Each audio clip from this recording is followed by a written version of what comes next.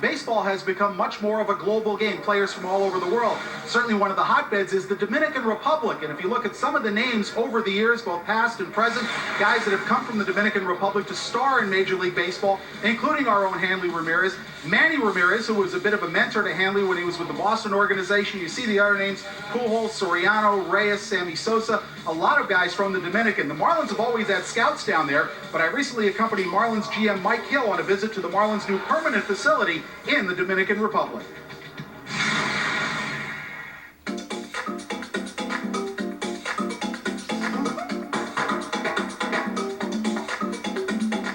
Midway between the capital of Santo Domingo and the baseball hotbed of San Pedro de Macorís is Boca Chica, home of the Marlins' new Dominican Academy. All but one major league team has or is building a similar facility in this baseball crazy nation. The Dominican and international baseball it's another applicant pool. You know, you talk about another opportunity to infuse talent into your system, and the Dominican, you know, as you look at the current constitution of the big leagues, there are more and more players coming from Latin America, so it's an area where you need to and have to be competitive. We include housing and food. We're open almost 9 months a year. The kids are fed there.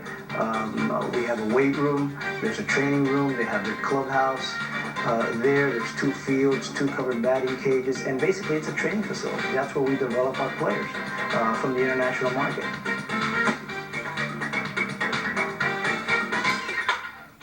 Yeah, this is to them probably the equivalent of the big leagues. They probably came from a program where they were in a sandlot with broken down dugouts, no clubhouse, no facilities at all. So to them, it's going from that to the big leagues in terms of what they have here. I mean, this is huge for them in comparison to where they come from. The accommodations are perhaps a bit Spartan by our standards, but are a step up for many of these young players who dream of someday playing in the U.S. It's not only the professional baseball players, it's young kids, like 5, 7 years old. In Dominica, everybody play baseball and try to sign for professional baseball and go to the United States and working hard there and try to make big league.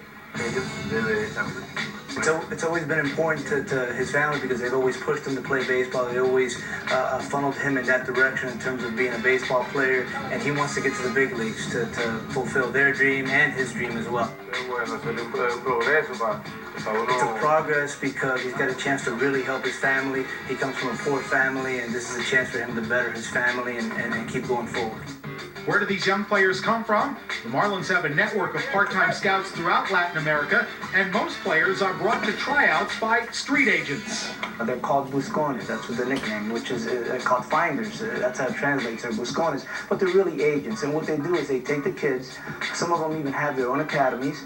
They get the kids ready to be seen. They prepare them in terms of running, throwing, playing baseball. Once they're ready, they go around and they show them to the clubs. The Dominican Summer League team here at the Academy is considered part of the Marlins minor league system, albeit it is the lowest rung on the ladder of professional baseball. Most of the kids here are either 17 or 18 years old, roughly the equivalent of a high school junior in the States. The difference being the Marlins have already invested in these kids. They are signed and they are professionals. You know, you get the opportunity to follow a high school junior without making a financial commitment. You know, when you're in the States, with these young men, you have to make a call on these guys, and you have to assign a value to them and their abilities. So from that standpoint, you take that same type of evaluation with a young player, and you project on them. We really exaggerate that, Mike, in terms of cutoff. So sometimes they'll bury the ball. This academy is a sizable investment for the Marlins, but one which potentially can pay off in a big way.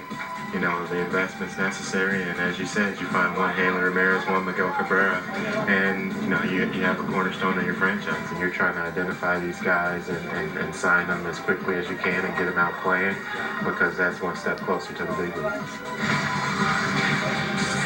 All right, that's a look at the Marlins Dominican Academy. Coming up next,